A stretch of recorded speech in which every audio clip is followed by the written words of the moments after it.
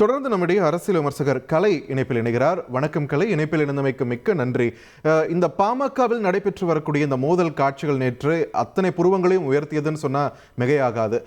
இன்னைக்கு இந்த பேச்சுவார்த்தைன்றது யாருக்கு சாதகமான ஒரு நிலைப்பாடுக்கு வரும் அப்படின்னு நீங்க நினைக்கிறீங்க? உங்களுடைய பார்வை. நேற்று இந்த பவர் பாலிடிக்ஸ் அவங்களுக்குள்ள இருக்குது. பவர் பாலிடிக்ஸ் பாமகவில் ரொம்ப காலமா இருக்குது. அதுல ரெண்டு குரூப்பா அவங்க ஃபைட் பண்ணிட்டு இருக்கிறாங்க அந்த குடும்பத்துக்குள்ளேயே. குடும்ப ஆட்சிகள்ல இந்த மாதிரியான பிரச்சனைகள் வருவதற்கு வாய்ப்பு அதிகம் இருக்கிறது. குடும்ப உறுப்பினர்கள் மத்தியில இந்த யார் நான் பெருசுங்கிற எண்ணம் வந்துருச்சுன்னா அது இந்த மாதிரியான மோதல்கள்ல வெடிக்கிறது என்பது சாதாரணமா நடக்கக்கூடிய விஷயம்தான். இன்னைக்கு என்ன ஆகுதுன்னா ஒரு விஷயம் முன்னுக்கு வந்துச்சு. நேற்று இந்த இவங்க ரெண்டு பேரும் சண்டை போட்டாலும் அப்பாவும் மகனும் அந்த தொண்டர்கள் பொதுவா நிர்வாகிகள் தொண்டர்கள்லாம் அன்புமணி ராமதாஸ் பக்கம் தான் அதிகமா இருந்தாங்கிறது தெரிய வந்துச்சு. அது ஒருவேளை ராமதாஸ் அவர்களை கொஞ்சம் இறங்கி வருவதற்கான ஒரு ஏற்பாடாக இருக்கலாம். அதோட இந்த முகுந்தன் அவருடைய பேர முகுந்தனும் அதுக்கு ஒரு சுமூக முடிவு வருவதற்காக நான் இப்போதைக்கு அந்த பதவியில இல்லை, நான் தொண்டனாகவே இருந்து கொள்கிறேன் என்று ஒரு அறிக்கை வெளியிட்டிருக்காரு. அதை பார்க்கும்போது ஒரு அவரை இளைஞரணி தலைவராக போடணுங்கிற தன்னுடைய பிடிவாதத்தை ராமதாஸ் அவர்கள் தளர்த்தி கொள்வதற்கு வாய்ப்பு இருக்குது. மேலும் அந்த கட்சி தேய்ந்து கொண்டே போகிறது. அது வளர்ச்சி உச்சகட்டத்துக்கு போய் 5.5% வாக்குகள் வாங்கின பிறகு இப்ப ஒவ்வொரு தேர்தலையும் அது தேய்ந்து கொண்டே போகிறது. அவர்களுக்கான முக்கியத்துவம் குறைந்து கொண்டே வருகிறது. இந்த நேரத்தில் அவங்க மேல ஒரு பிரேக் ஆச்சுன்னா, கட்சி பிளவு ஏற்பட்டுச்சுன்னா அது அந்த கட்சியை பெரிய அளவுக்கு பாதிக்கும் என்பது ரெண்டு பேருக்குமே தெரியும். அதனால அவங்க ரெண்டு பேருமே ஒரு பேட்சப்புக்கு வர தயாரா இருப்பாங்க. அந்த முகுந்தன் ஏற்கனவே சொல்லப்பட்டிருக்கக்கூடிய விஷயங்களை பார்க்கும்போது அது அன்புமணி ராமதாஸ் சொன்ன மாதிரி முகுந்தனுக்கு இப்போதைக்கு பதவி கொடுப்பது தள்ளி போடப்படும் என்று நான் நினைக்கிறேன். அப்படிதான் ஒரு பேட்ச போறதுக்கு வாய்ப்பு இருக்குது. அன்புமணி ராமதாஸ் அது கீழே இறங்க மாட்டார்னு நான் நினைக்கிறேன். திரு கலை, இப்போ முகுந்தன் விஷயத்துல ராமதாஸ் அவர்கள் இறங்கி வருகிறார் அப்படின்ற பட்சத்துல இந்த கூட்டணி மாறுதல் பத்தி நேற்று ஒரு சமிக்ஞை கொடுத்திருந்தாரு. அதுல இருந்தும் அவர் இறங்கி வர வாய்ப்பு இருக்குன்னு நினைக்கிறீங்களா? இல்ல, கூட்டணியை பொறுத்தவரை அது ஒரு பெரிய பிரச்சனை இல்லை. அதாவது பாமக என்ன நினைக்கிற, அன்புமணி ராமதாஸ் என்ன நினைக்கிறாருன்னா பாமக பொது அந்த மாதிரி சிந்தனை அவர்களுக்கு வாய்ப்பு இருக்குது. அவங்க தமிழ்நாட்டு அரசியல்ல ஒரு பதவிக்கு வருவது என்பது சாத்தியம் இல்லாம இருக்குது. ஆனா மத்திய ஆட்சியில அவங்க பங்கு பெறுவது அவங்க நோக்கமா இருக்குது. அதுக்கான வாய்ப்பு முன்ன கிடைச்சிருக்குது, இனிமேலும் கிடைக்க வாய்ப்பு இருக்குது.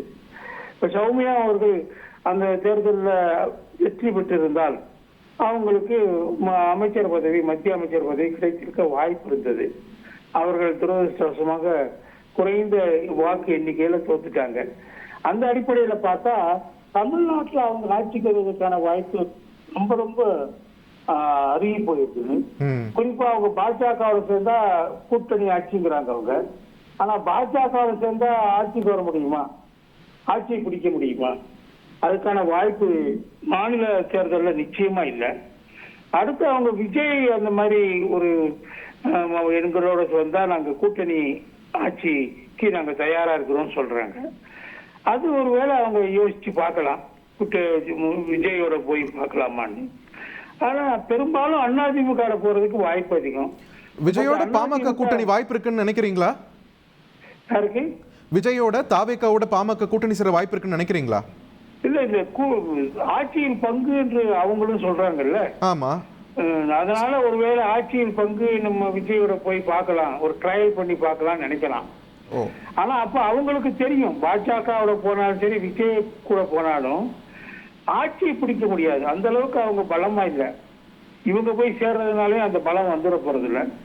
அதனால கொஞ்சம் இப்போதைக்கு அவங்க அதிகமா எம்எல்ஏ தங்களுக்கு கிடைக்கணும், 20-30 எம்எல்ஏக்களை ஜெயிச்சா நல்லதுங்கிற எண்ணத்துல அவங்க அப்பதான் கட்சியை கொஞ்சம் நம்ம வளர்த்தெடுக்க முடியும், இல்லாட்டி காப்பாற்ற முடியுங்கிற நிலைமையில அவங்க இருக்காங்க. வளர்க்கிறது ஒரு பக்கம், இப்போதைக்கு கட்சியை காப்பாற்றணும். அதுக்காக அவங்க என்ன செய்வாங்க, அவங்க கிட்டத்தட்ட அதிமுக போறதுக்கு வாய்ப்புகள் ஜாஸ்தி இருக்குது. அப்படிதான் நான் நினைக்கிறேன். ரைட். ஆனா இதுல ஒரு காம்ப்ரமைஸ் வருவாங்க. ஏன்னா இப்ப அன்புமணி ராமதாஸ் அவர் போய் பேச போறாரு இல்லையா, அவங்க தந்தையை பார்த்து பேசுறதுக்காக தைலாபுரம் போயிருக்காரு இல்லையா, அதனால நிச்சயமா அதுல ஒரு 2 பேருக்கு இருக்கக்கூடிய முரண்பாடை தீர்ப்பதற்கான வாய்ப்பு இருக்குது. அதுல முகுந்தனும் அதுக்கான ஏற்பாடை சொல்லியிருக்கிறாரு, அதுக்கான ஒரு வழிமுறையை அவரும் சொல்லியிருக்கிறாரு. ஆனா அன்புமணி ராமதாஸ் முகுந்தனை தலைவராக ஏற்றுக்கொள்வார் என்று நான் நினைக்கிறேன். நிச்சயமா தன்னுடைய நிலையிலிருந்து அவரு இறங்கி வரமாட்டார் தான் நான் நினைக்கிறேன்.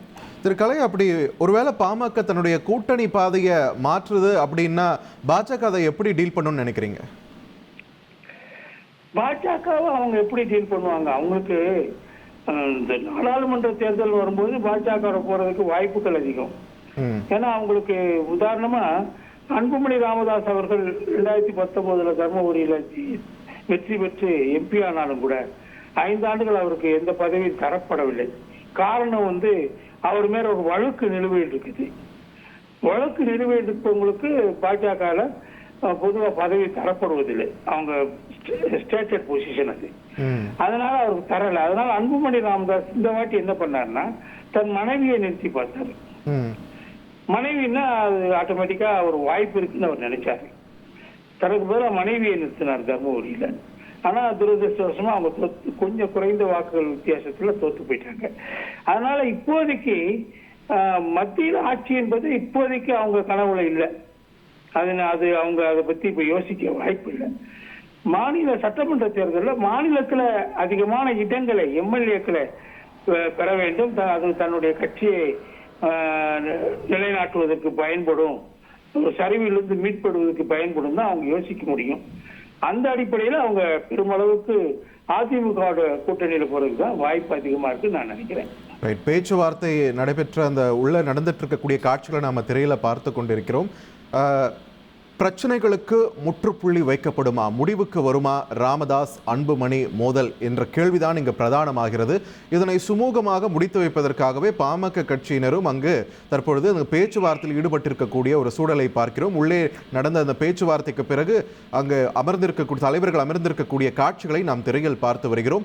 முகுந்தனுக்கு வழங்கப்பட்ட பதவி சர்ச்சைக்கு தொடக்க புள்ளியாக அமைந்த நிலையில் தற்பொழுது முகுந்தன் தனக்கு அந்த பதவி வேண்டாம் என்று தெரிவித்திருப்பதாக தகவல் வெளியாகியிருக்கிறது. அது மட்டுமின்றி ஏற்கனவே அவர் வகித்து வந்த ஊடக பேரவை பிரிவில் இருந்த அந்த பதவியுமே கூட தனக்கு வேண்டாம் என்று தெரிவித்து ஒரு தொண்டனாக மட்டும் இந்த கட்சியில் தொடர விருப்பம் இருப்பதாகவும் அவர் கருத்து பதிவு செய்திருப்பதாக தகவல் வெளியாகியிருக்கிறது. பிரச்சனை முடிவுக்கு வந்ததா இல்லையா என்ற ஒரு எதிர்பார்ப்பு தான் தற்பொழுது இங்கு வலுத்திருக்கிறது.